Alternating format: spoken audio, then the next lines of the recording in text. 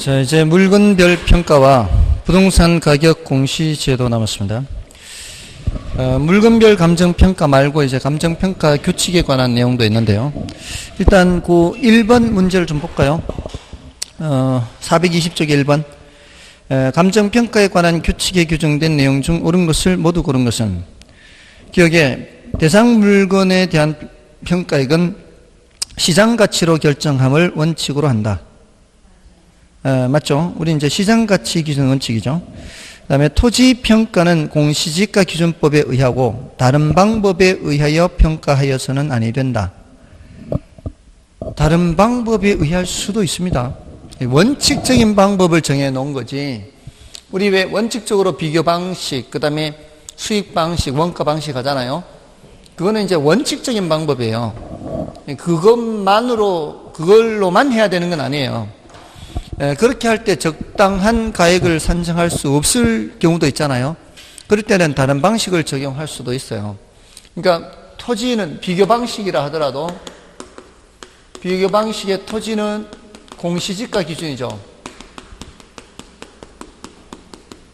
이게 원칙이잖아요. 근데 적정한 실거래가가 있으면 어떻게 할 수 있어요?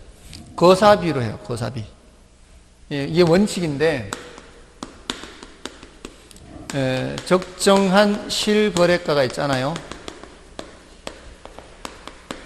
이럴 때는 뭘 적용한다? 거사비를 적용해요. 다음에 건물만 평가하는 경우는 어때요? 건물만 거래되는 경우는 거의 없죠. 그래서 건물만 평가할 때는 이제 원가법이죠. 근데 토지와 건물을 함께 거래하는 경우는 많잖아요. 이럴 때는 거사비잖아요. 물론 우리 이제 집합건물법에 있는 구분 소유 대상이 되는 거, 구분 소유 대상이 되는 것도 당연히 대지권과 건물 부분을 함께 거래하죠. 그것도 이제 거사비 하고요. 산림은 어떻게 한다 그랬어요? 임목과 산지를 구분한다 그랬죠.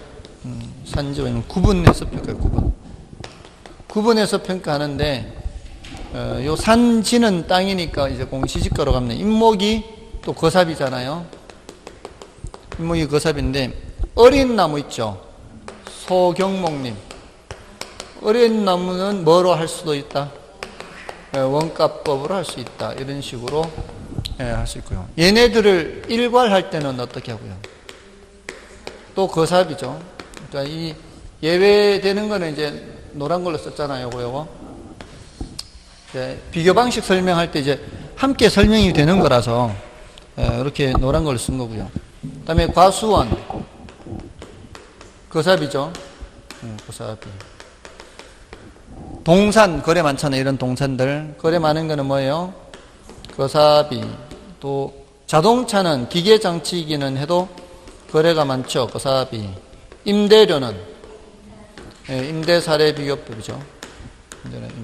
이런 것들이 원칙이란 얘기입니다. 이런 게 원칙이란 얘기지 다른 방법을 적용할 수 없다는 게 아니에요. 이렇게 비교 방식이 중추적이죠. 우리나라는. 그래서 2번이 니은이 틀렸고요. 그 다음에 디귿의 감가 수정할 때에는 내용연수를 표준으로 한 정액법, 정렬법 또는 상환기금법 중에서 대상 물건의 적정한 방법에 따라 함을 원칙으로 한다. 보통은 이제 내용연수법이 이제 제일 적당한 방법이라고 하죠. 그 다음에 산림은 산지와 임목을 구분하여 평가할 원칙으로 한다. 맞죠?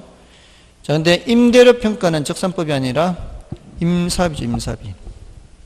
그래서, 니은, 디귿, 리을이죠.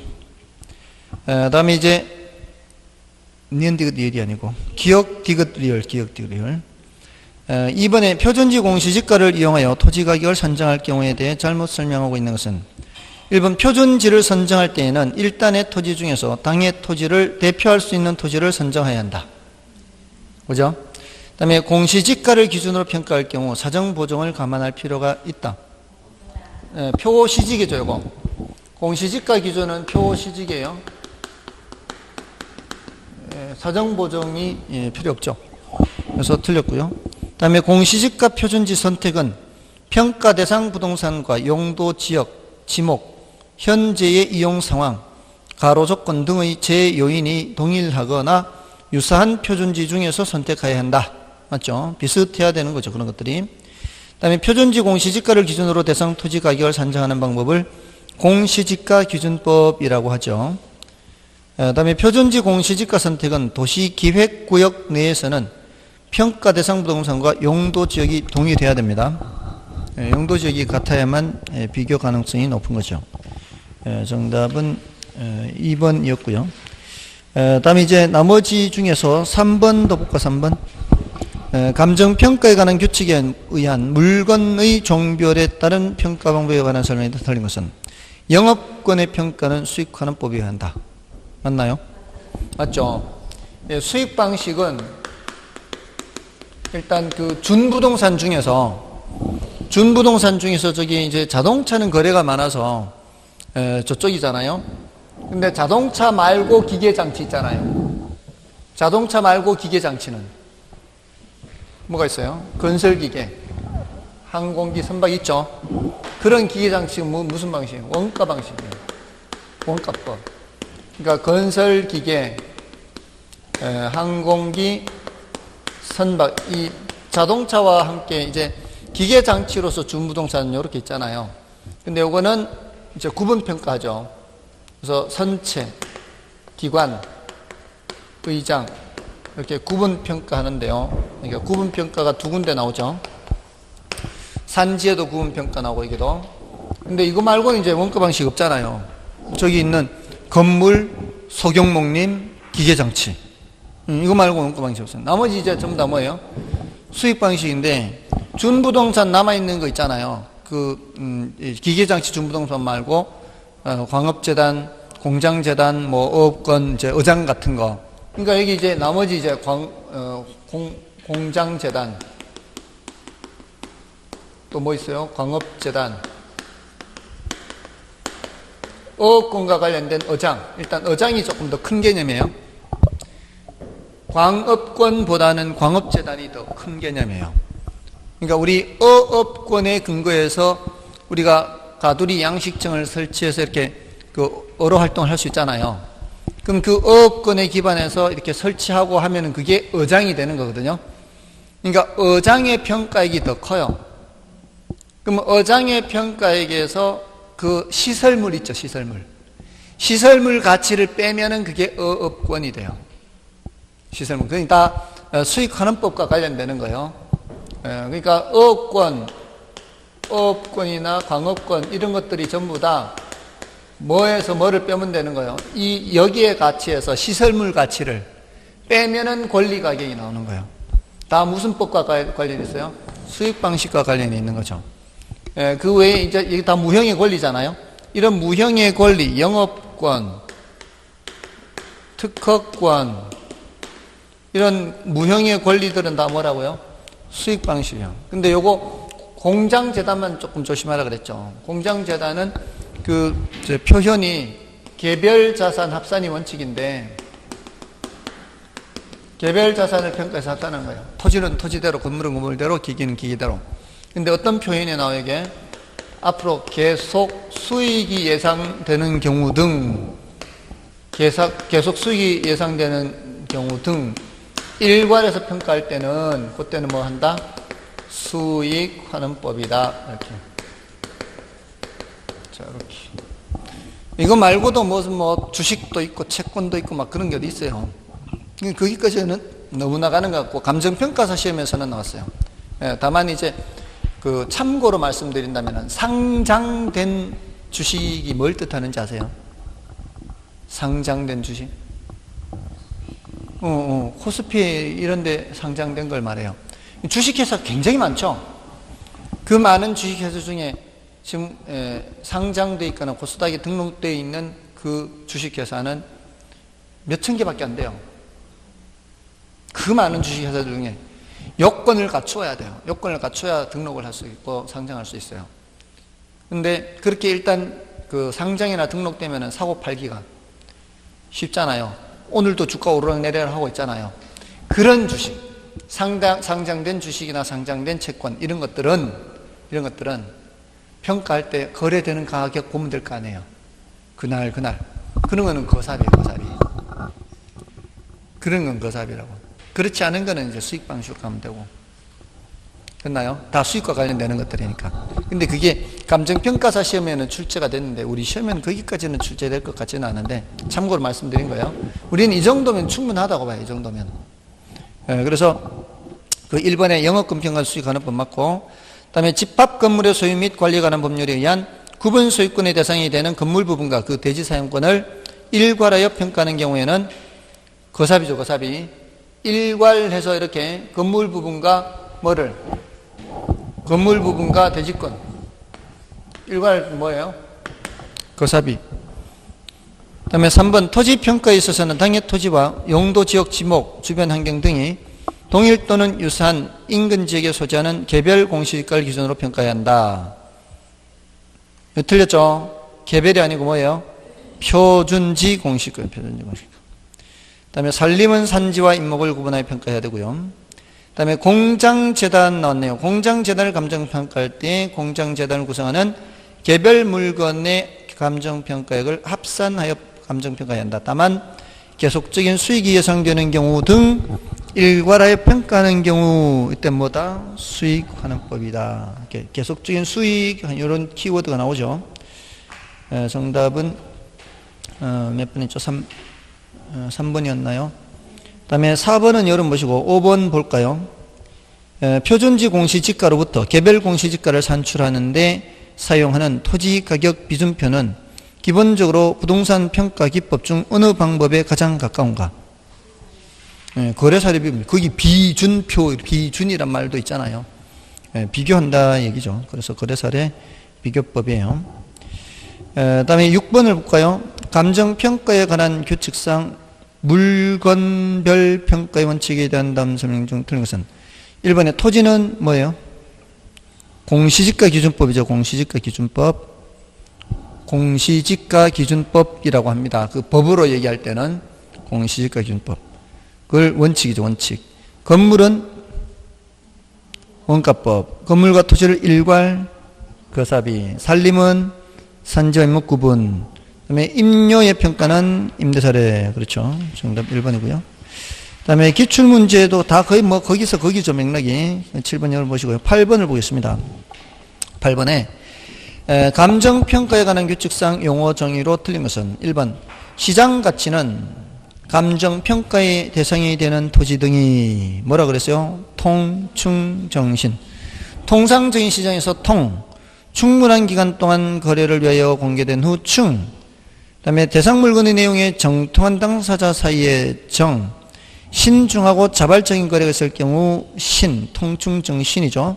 했을 때 성립될 가능성이 가장 높다고 인정되는 대상 물건의 가액. 이렇게 해서 1번이 옳은 말이고요. 틀린 거 찾는 거죠. 이번에 동일 수요권은 대상 부동산과 대체 경쟁 관계가 성립하고 가치 형성에 서로 영향을 미치는 관계에 있는 다른 부동산이 존재하는 권역. 자, 이게 동일 수요권이 어느 식으로 권역을 얘기하죠. 대체 경쟁 관계에 있는 다른 부동산이 존재하는 권역입니다.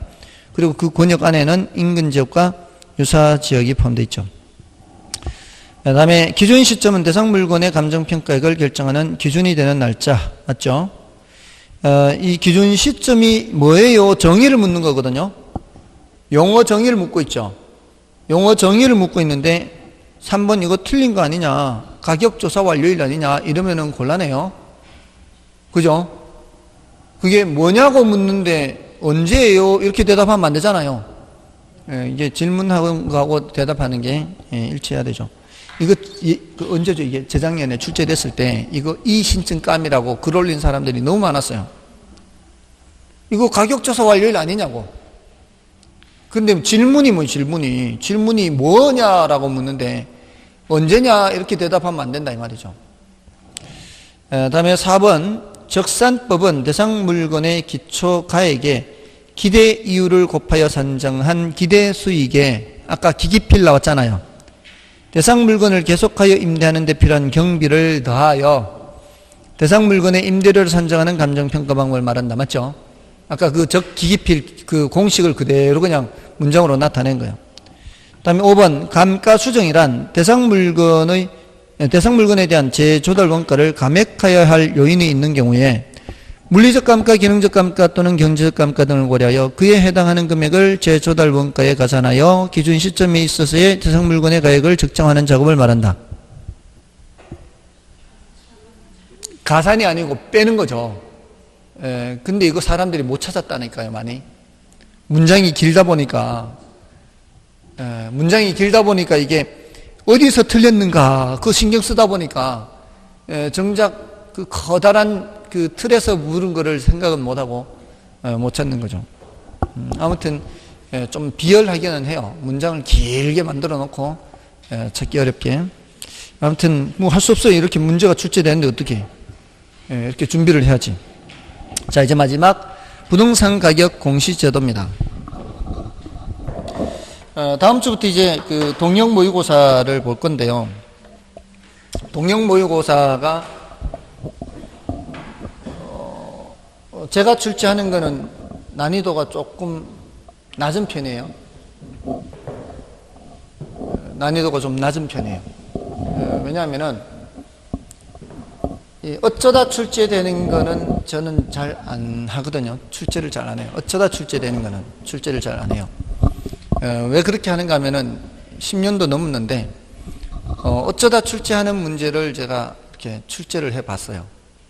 그거는 이제 난이도 조절을 위한 거예요. 어디까지나 난이도 조절을 위해서 출제를 했기 때문에 그런 거를 굳이 알 필요는 없거든요.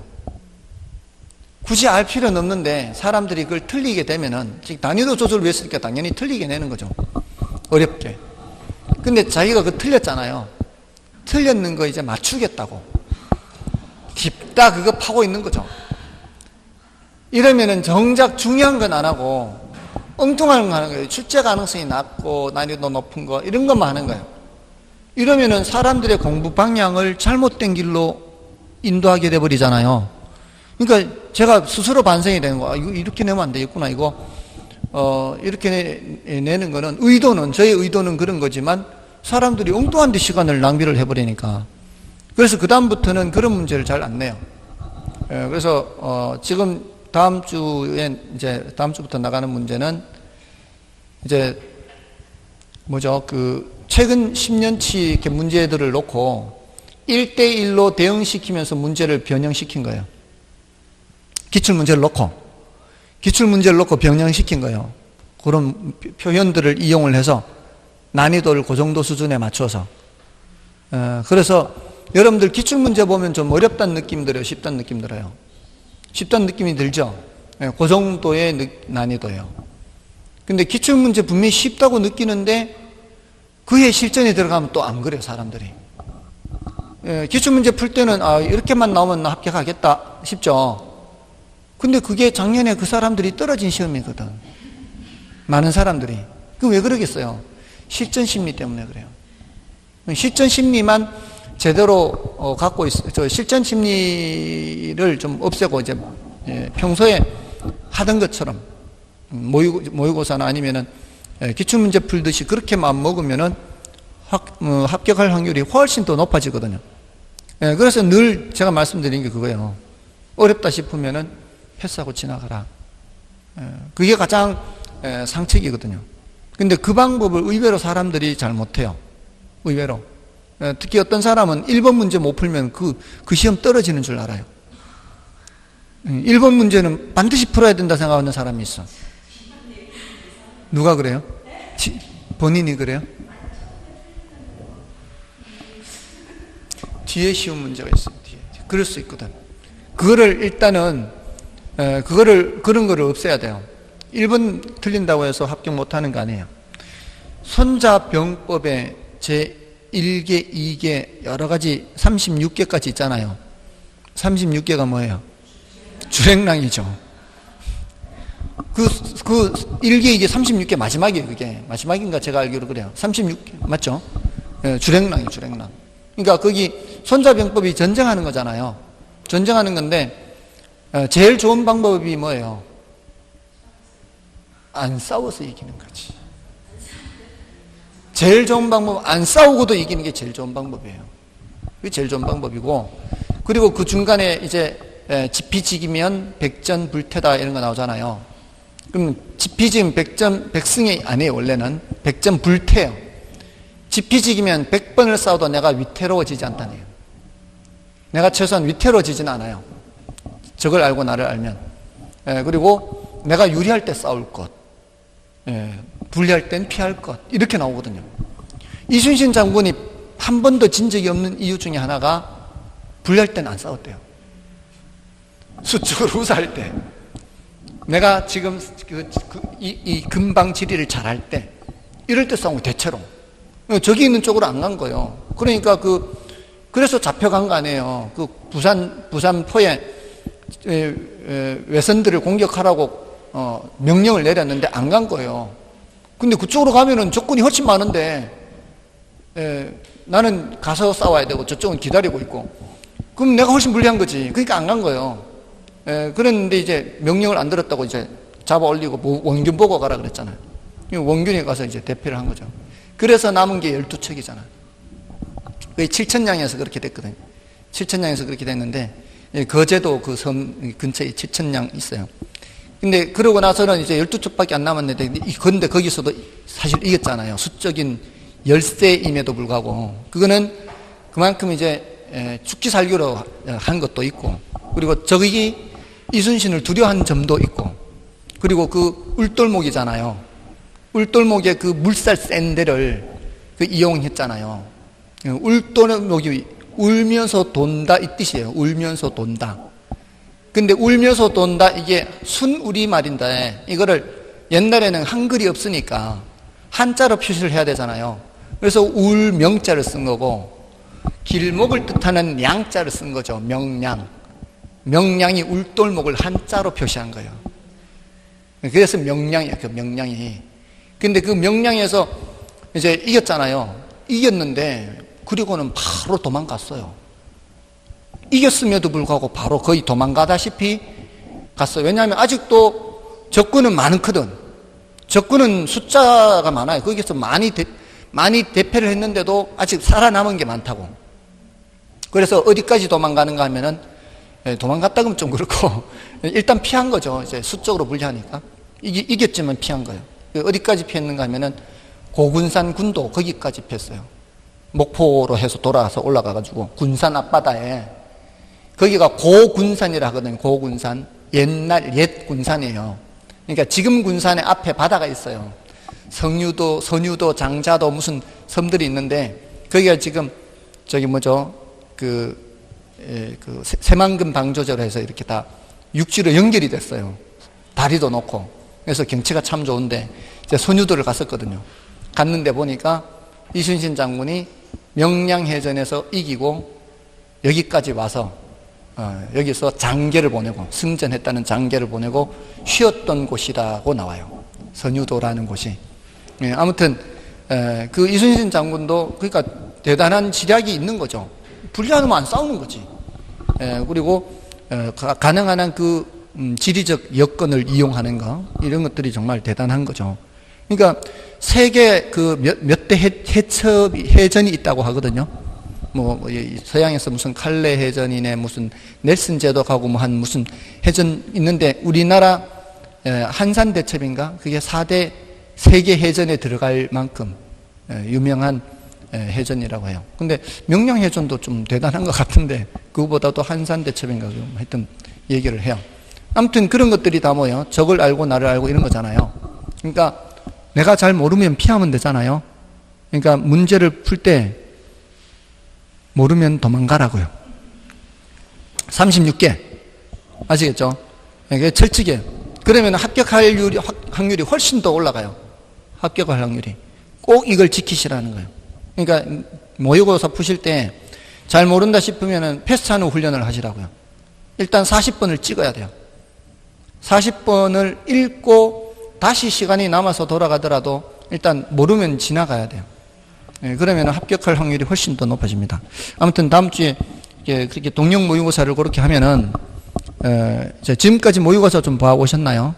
지금까지 모의고사 봐오신 것이 있고, 그 동영 모의고사 한 2회 정도 하면서 한 대여섯 번, 일곱 번 정도의 모의고사 자료가 있다면, 축적된 자료가 있다면, 여러분들이 그 남은 기간에도 10점 이상 올릴 수 있어요. 10점 이상. 저한테 뭐가 있는가 하면은 파일이 있어요.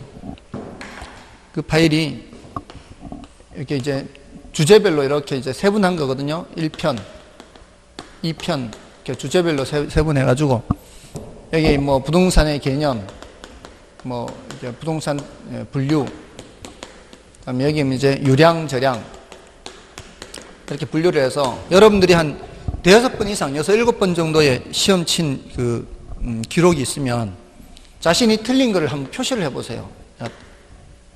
어디서 틀렸는지. 이렇게 틀린 걸 표시를 하면은 이렇게 반복해서 틀린 데가 나올 거예요. 이렇게. 반복해서 틀린 데가 나오면은 여기가 많이 틀렸다는 얘기죠. 그러면은 요거를 남은 기간 동안 집중적으로 하는 거죠. 그리고 많이 틀린 것을 먼저. 이게 많이 틀렸다는 얘기는 그만큼 자주 출제되기도 했다는 얘기거든요. 자주 출제됐는데 그때마다 틀렸다는 얘기예요, 거의.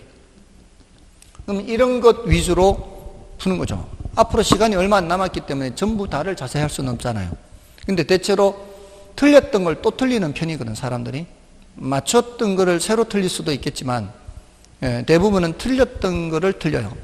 그럼 이런 것들만 따로 뽑아내서 남은 기간 동안 공부하면은 한 달 이내에 10점 이상 올라갈 수 있어요. 제가 이거를 2013년도부터 이렇게 고치를 했어요. 2013년도에 한 번도 60점을 넘지 못한 녀석이 있었어요. 근데 한 번은 점심을 같이 먹다가 그런 얘기를 하는 거. 자기는 한 번도 60점을 넘은 적이 없대. 그래서 지금까지 모의고사 몇 번 봤느냐, 한 5번 봤대. 5번 봤는데 이제 동영 모의고사도 그때 한두 번인가 봤어요. 그러면 지금까지 모의고사 본 거 다 가져오라 그랬어요. 그래서 틀린 것들을 봤더니만 이제 중요도가 낮은 것도 있어요. 틀렸는데 중요도가 낮은 걸 틀린 거는 신경 안 써도 돼요. 근데 이제 중요도가 높은 거를 틀렸는 거는 제가 이렇게 표시를 해보니까 반복적으로 틀린 것들이 몇 개 보이더라고요. 그래서 요거를 시험 치기 전까지 반드시 따로 공부를 해라. 그게 한 15개가 안 돼요. 주제가. 전체 주제가 한 6, 70개예요. 이게 전체 세분한 주제가. 6, 70개 중에 15개가 안 된다고요. 그러니까 범위가 그렇게 많지 않아요. 4분의 1이 안 되니까. 그 정도는 할 수 있다고요. 한 달 이내에. 한 달 보름, 한 달 이내에. 그래서 그 녀석 합격했어요. 한 번도 60점 넘은 적이 없었는데 실전에서는 60점 넘었어요. 그러니까 짧은 기간 내에도 그런 효과적으로 공부할 수 있는 방법이 있단 말이에요. 그러니까 나중에 혹시 필요하면은 파일을 달라고 하면은 제가 메일로 보내줄 테니까 그 이제 분류를 해놨으니까 대신 여러분들이 이게 내가 틀린 게 어디서 틀렸는지는 표시를 할 줄 알아야 되겠죠. 그것까지 저한테 해달라고 하면 안 되고 정 안 되면 가져오고 정 안 되면 이렇게 해서 그 이후로 많이 이용을 했거든요. 근데 이제 2013년도에는 제가 이 파일을 만들어 갖고 있지 않고 그냥 이렇게 표시를 해줬고 2014년도에 이제 이걸 해줘야 되겠다고 이렇게 파일을 만들어서 이렇게 주니까 스스로 체크할 수 있잖아요. 근데 어떤 분들은 이제 인터넷 수강생분들 중에는 어떤 분들은 다른 과목도 그렇게 적용을 해서 효과를 많이 봤다고요. 이 부동산 학교로만 그렇게 하는 게 아니라 다른 과목도 과목별로 자주 틀리는 것들을 남은 기간 동안 집중적으로 보는 거죠. 이게 이제 시간을 더 효율적으로 사용하는 거죠. 그러니까 항상 시간이라는 게 남아있는 그 시간에 가장 할 수 있는 최선의 방법들이라는 게 있는 거예요. 시간이 경과할 때. 그러니까 한 가지 방법만 고집하지 않고 그 남아있는 시간에서 최선을 다하는 방법으로 자꾸 이렇게 학습 방법을 좀 바꿀 필요가 있는 거죠. 자, 아무튼 충분히 가능합니다. 끝까지 최선을 다하면 돼요. 자, 이제 426쪽에 1번 보겠습니다. 부동산 가격 공시제도에 대한 설명 중 틀린 것은 1번에 개별 주택 가격은 매년 4월 30일까지 결정 공시해야 한다. 자, 이건 좀 중요도가 낮아요. 중요도가 높은 거는 뭔가 하면은 주체죠, 주체. 누가 하느냐. 그리고 효력. 그래서 표준지 공시지가가 있죠. 개별 공시지가가 있고요. 그다음에 표준주택 가격이 있고요. 개별주택 가격이 있고요. 공동주택 가격이 있죠. 그다음에 비주거용 표준 부동산이 있고요. 비주거용 개별 부동산이 있습니다. 그 다음에 비주거용 집합 부동산이 있죠. 요거는 이제 비주거용 일반 부동산을 이렇게 나눈 거고요. 요거는 단독주택을 이렇게 나누는 거죠. 단독주택과 공동주택. 주택은 이렇게 나누고요. 그 다음에 요거는 이제 토지를 이렇게 한 거죠. 자, 그래서 여기 지금, 비주거용 부동산을 이렇게 나눈 거고요. 비주거용 부동산. 요 지금 일반 표준 개별로 구분되는 거고, 요거는 이제 표준화가 안 돼 있어서 그렇죠. 집합 부동산은 이거는 집합 건물에 관해서 이게 구분 소유 대상이 되는 거죠. 이거 구분 소유 대상이 되는 거죠. 그러니까 얘네들은 구분 소유 대상이 안 되는 것들은 이렇게 표준 개별 이렇게 하는 거죠. 그래서 주체에서는 개별 세 가지 빼놓고는 다 누가 하는 거예요? 이건 국장이 하는 거죠. 요 개별 세 가지는 이거는 시군구장이죠. 그다음에 효력에 있어서 효력에 있어서 표준 세 가지는 세금 매기는 거의 기준은 아니거든요.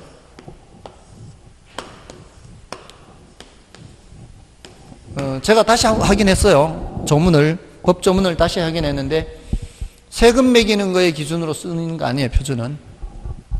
표준은 세금 매기는 거의 기준으로 쓰는 게 아니라 표준은 언제 써먹는 거예요? 효력이 요 개별 계산할 때 써먹고 요 개별 계산할 때 써먹고 요 개별 계산할 때 써먹는데 얘만 써먹는 데가 여기뿐만이 아니라 더 많아요. 근데 이제 세금과 관련해서는 어떤 것들이에요? 세금과 관련해서는 여기 요거 개별 집합, 여기 개별 공동, 개별이죠. 이 표준 세 가지 빼놓고 이것들은 과세 등 업무 이렇게 하죠. 과세 등 업무. 물론 여기는 정보 제공이라는 게 나와요. 비주거용 부동산 가격 정보 제공. 여기도 과세 등 업무. 그 다음에 정보 제공. 여기는 주택시장의 가격 정보 제공이죠. 여기는 구체적으로 세금, 부담금, 사용료 이렇게 구체적으로 이렇게 나오고요. 그 다음에 얘네들은 뭐 할 때만 사용하고요. 개별 산정할 때만 사용하고 이것도 개별 산정할 때만 사용하고 표준지 공시지가는 어떤 효력이 있다고요? 이거는 국가 지방자치단체 등의 기관뿐만이 아니라 그러니까 공적 기관뿐만이 아니라 감평업자들이죠. 감평가업자들이 토지 가격 산정할 때 이게 표준지 공시지가를 이용해야 되죠. 좀 전에 시지개 한 것도 다 감정평가업자가 토지가격 산정할 때 쓰는 거예요. 여기에다가 여기는 이제 지가정보 제공 여기 있다는 거예요. 조심해야 되는 표준에 있어요. 지가정보 제공이. 여기 다른 것의 가격 정보 제공은 표준이 없잖아요. 개별 공동 개별 집합에 있는데 지가정보 제공은 표준에 있고 또 일반인들의 거래 지표가 돼요. 일반인들의 거래 지표 이런 여러 가지 효력이 있어요. 표준지 공시지가에. 이거 이제 조심하시면 되고요. 그다음에 이제 기타 사항 중에 공시 기준일은 뭐고요?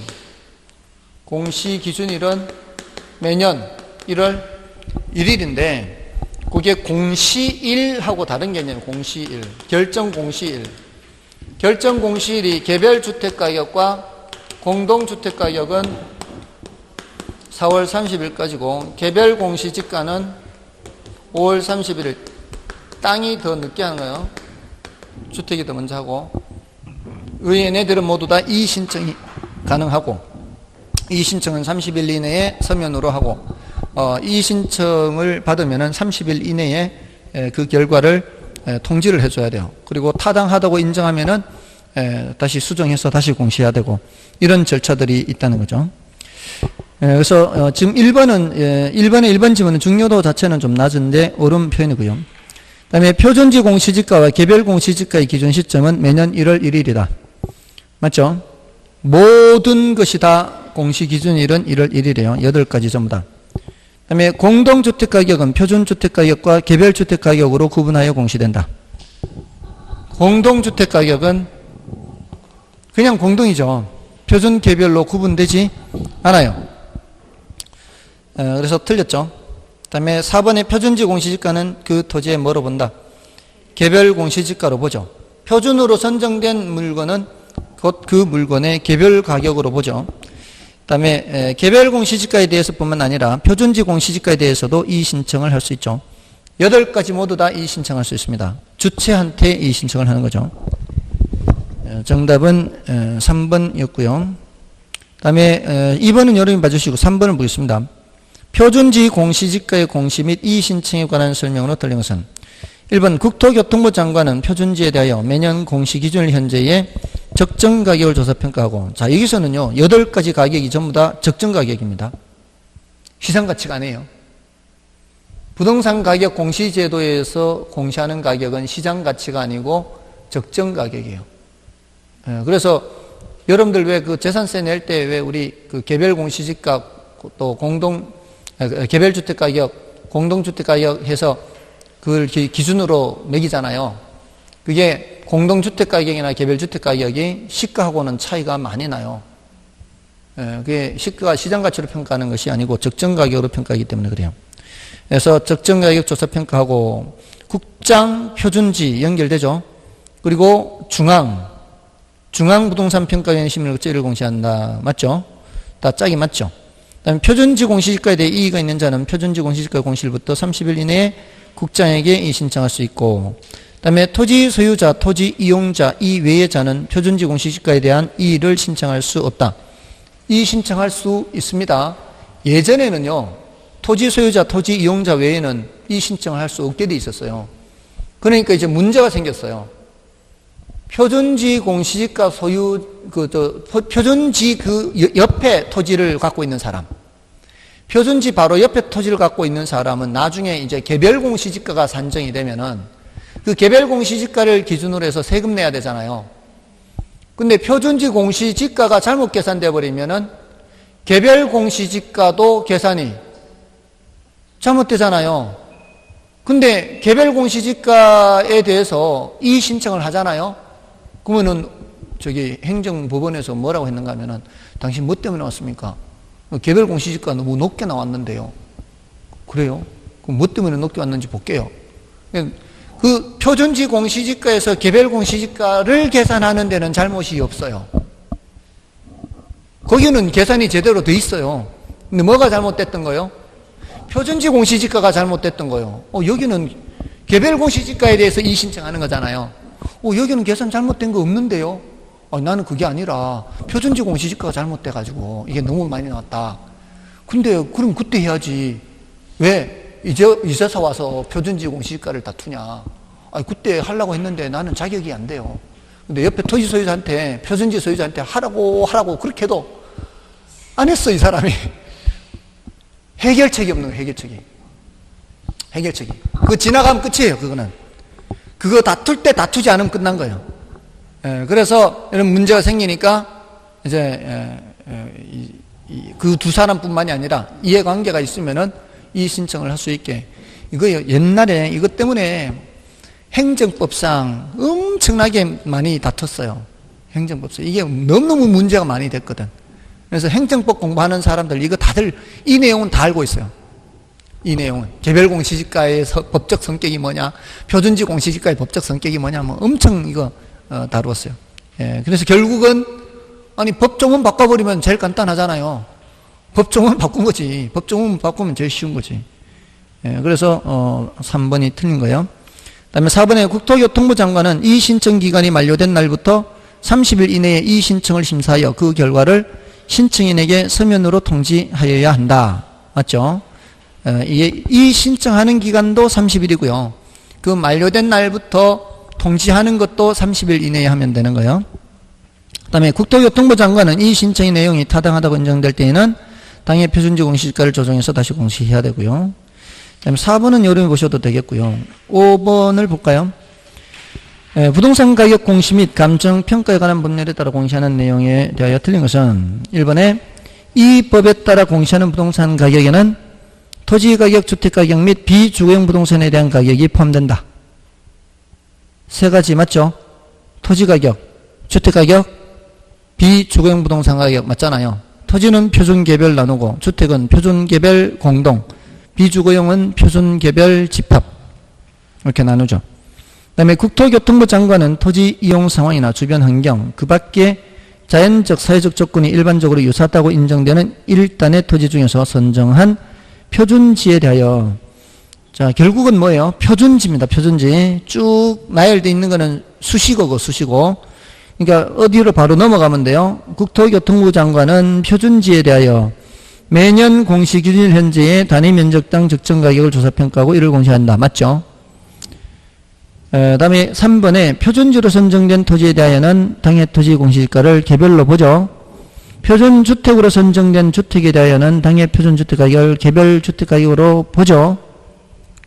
다음에 표준주택 가격은 주택시장의 가격 정보를 제공하고 국가지방자치단체 등의 기관이 과세 등 업무와 관련하여 가격 정보 제공, 과세 등 업무 이렇게 나오면은 이거는 표준이 나올 수가 없죠.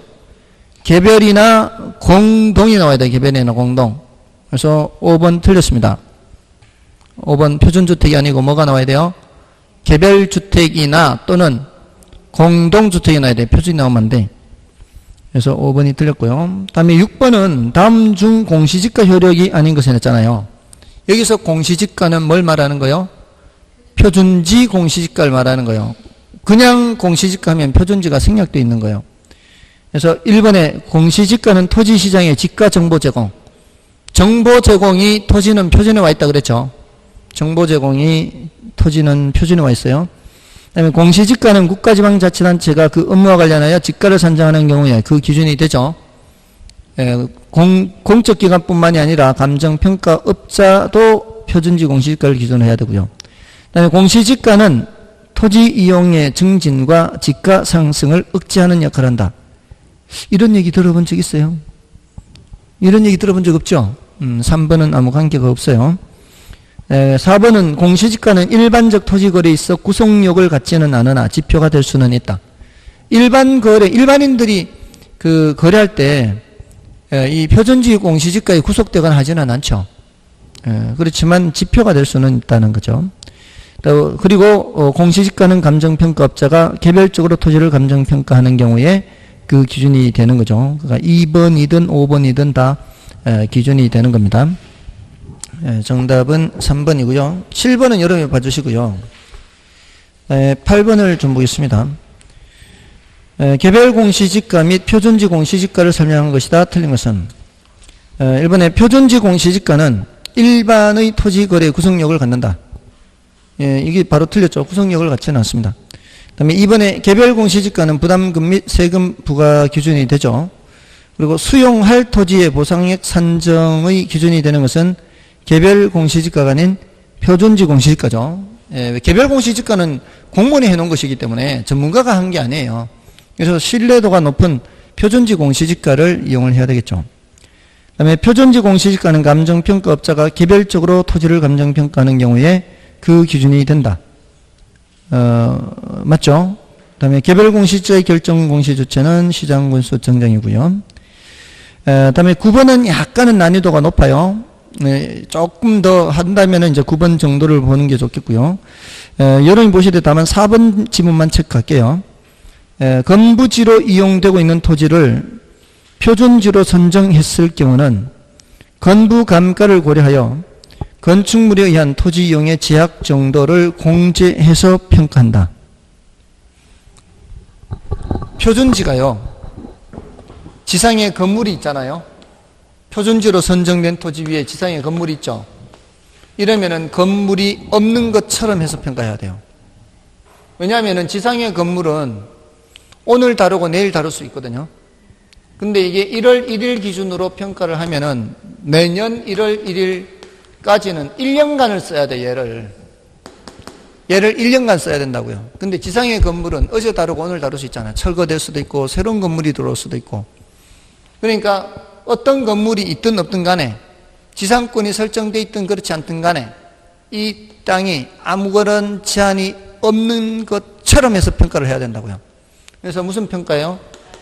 나지상정평가요. 표준지 공시지가는 나지상정평가입니다. 그래서 4번은 나지상정평가를 얘기하는 거예요. 그다음에 그래서 나머지는 여러분 보시고 10번은 뭐요? 개별 공시지가의 활용 범위에 해당하지 않는 것은 1번에 토지가격 비준표 작성의 기준. 토지가격 비준표는 여기서 등장해요. 요거 플러스 비준표.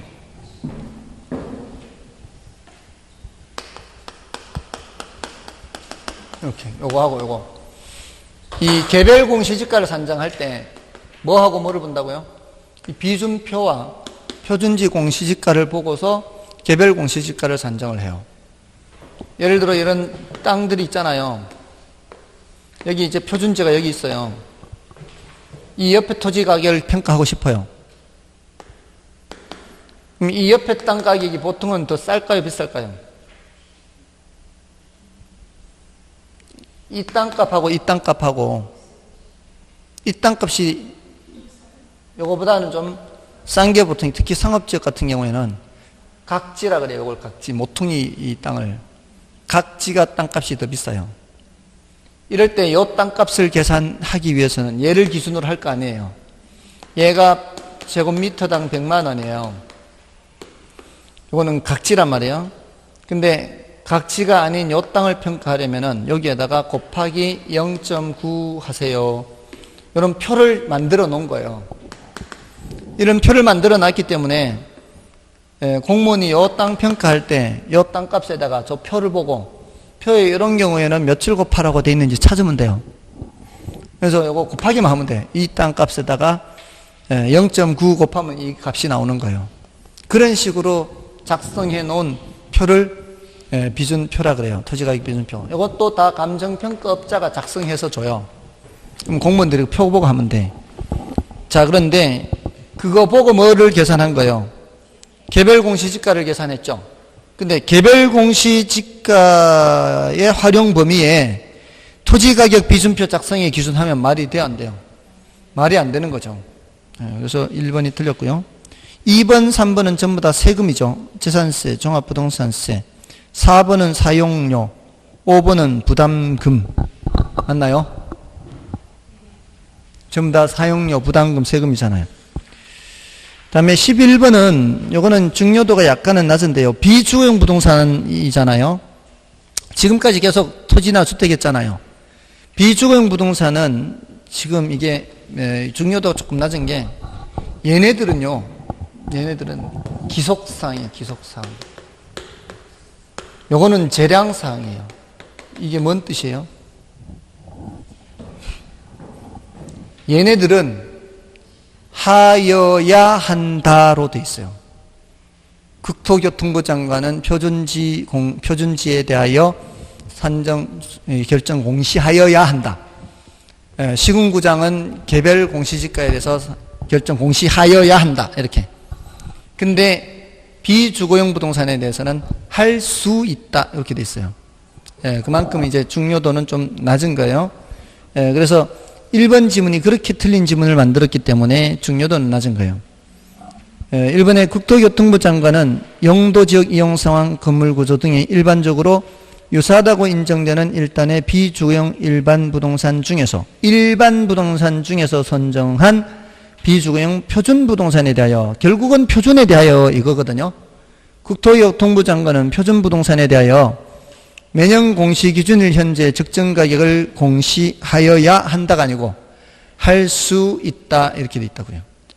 아직까지는 할 수 있다. 안 해도 관계없어요. 다음에 2번은 보세요. 국토교통부 장관은 비주거용 집합부동산에 대하여 매년 공시기준일 현재의 적정을 조사 산정하여 공시할 수 있다 이렇게. 짝이 맞죠? 집합, 표준 이거는 누가 하는 거예요? 국장. 그 다음에 비주거용 표준부동산 가격은 국가지방자치단체 등이 그 업무와 관련하여 비주거용 개별 부동산 가격을 산정하는 경우에 그 기준이 된다. 표준은 뭐 할 때 써먹는다? 개별 계산할 때 표준을 써먹는다. 됐나요? 그 다음에 일정한 경우 비주거용 표준 부동산으로 선정된 비주거용 일반 부동산에 대하여는 해당 비주거용 표준 부동산 가격을 비주거용 개별 부동산 가격으로 본다. 표준은 개별로 본다. 그 다음에 비주거용 개별 부동산 가격 및 비주거용 집합 부동산 가격은 비주거용 부동산 시장의 가격 정보 제공, 지금 여기도 지금 가격 정보 제공 나오고 꼭 줄 끝에 과세 등 업무 나오죠. 요거는 표준이 나오면 안 되는 거죠. 비주거용 개별 비주거용 집합은 정보 제공, 과세 등 업무. 자, 이렇게 맞아요. 다른 거 다 맞습니다. 다 됐고, 그 다음에 12번에서는 이제 뭐를 좀 조심하시면 되는가 하면은, 12번에 이제 1번은 표준지 공시지가는,